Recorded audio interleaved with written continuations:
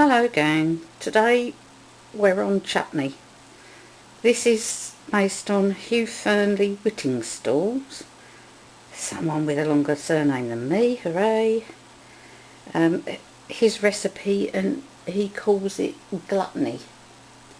So we're going to have a large marrow which I've started chopping up. That's a courgette really, or zucchini, translating it for you guys in the US and Australia.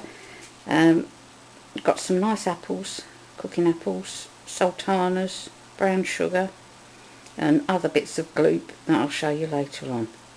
So that's the marrow chopped. You want to try and get as much of the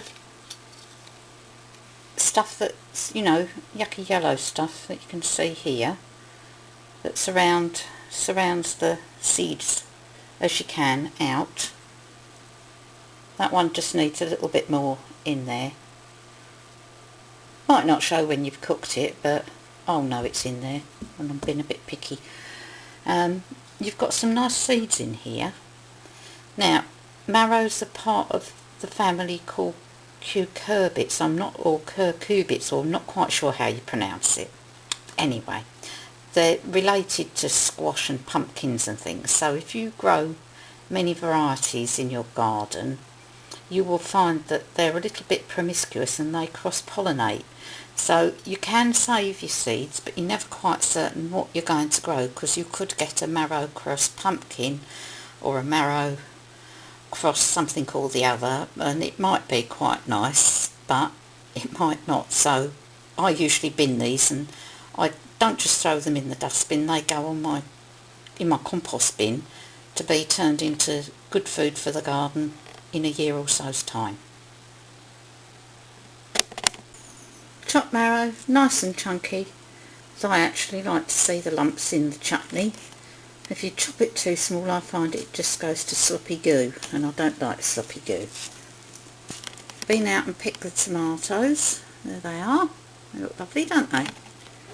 And we need a kilogram.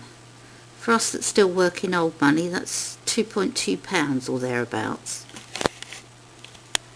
Tomatoes chopped up. They're looking yummy. Pan's getting full.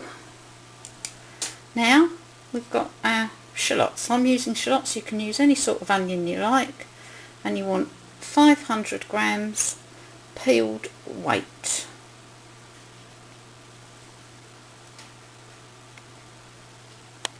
Onions are chopped. You need to chop those up a bit finer because they're the hardest vegetable in this mix, and therefore they take a wee bit longer to cook. So chop them smaller, they'll cook the same time as the other stuff. And there we are, 500 grams of lovely Bramley cooking apples picked off my friend Hilda's tree yesterday. They've got to be peeled and chopped as well. Now we've added 500 grams of sultanas, 500 grams of dark brown sugar. The recipe does say light, but I didn't have any, so we've used dark instead. The next thing is you've got to make a little spice bag, so I use a piece of this dishcloth stuff. It's clean, and tie the base of it, cut a piece off, tie the base of it with an elastic band, and then turn it inside out so that your frayed bits are inside, because you don't want people saying, "Oh, look, you've got Grandad's string vest in this chutney." In here I have got one packet. This comes, you get 2 to a packet in a refill from Schwartz pickling spice. About a tablespoon of extra tropical mixed peppercorns, some fennel seeds, a couple of teaspoons, about 10 juniper berries, and a few of my chilies, about 3 of those that I dried from a couple of years ago. They get dried on my multi-fuel burner, and another bay leaf. You do want a bit of taste in your chutney, and that bag's only going to stay in there for the cooking time. The spices don't, the bag doesn't stay in your jar of chutney chutney. So now we've got to tie the bag up and then suspend it from one of the handles so you don't lose it in the cooking. Last thing to go in is a teaspoon and a half of ground ginger. There's the chutney bag hanging on the edge, and I've just turned the cooker on, and as you can see the pan is stuffed to the top. I need to get a bigger pan.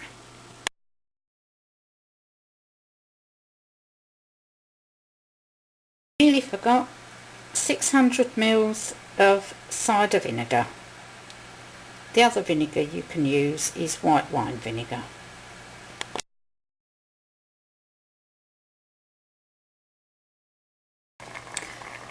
The Glutney Chutney is bubbling away beautifully in the pan.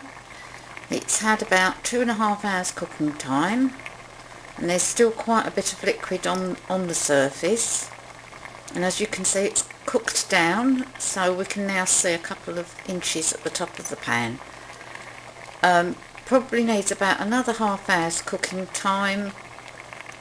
Just a bit too much liquid in there, so you'll have a sloppy chutney if you don't cook it for a bit longer.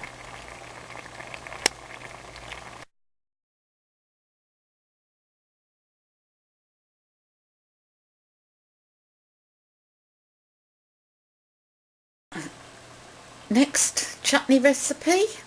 I'm going to look like chutney soon.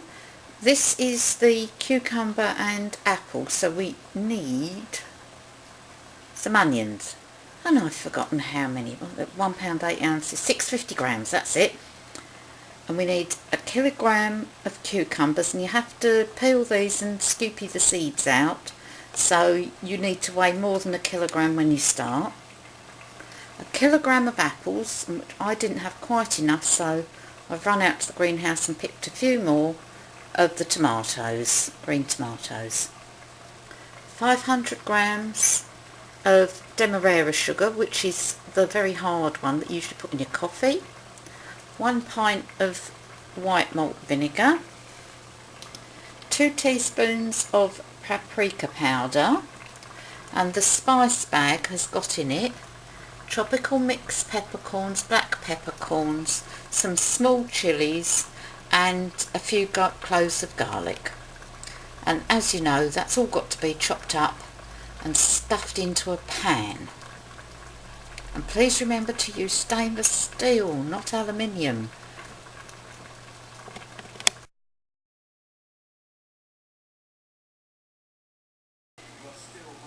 This is the end of the chutney.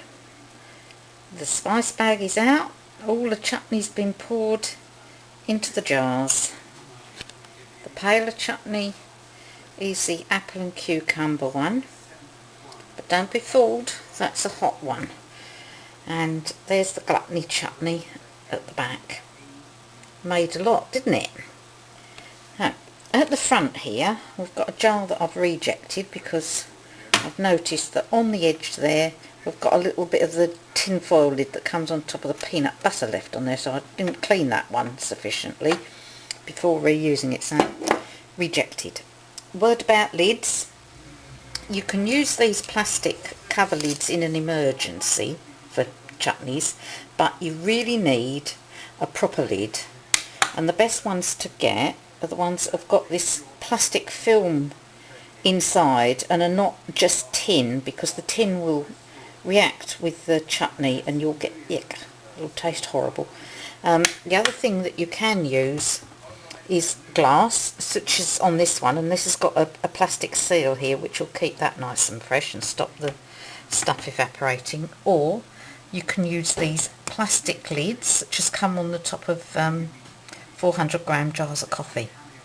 Anyway, I hope you've enjoyed a little view into my kitchen, and that's the end of the chutney for this year, and I shan't see it again until Christmas, where it's going to be stored in my pantry in the dark. So happy Christmas and happy chutney.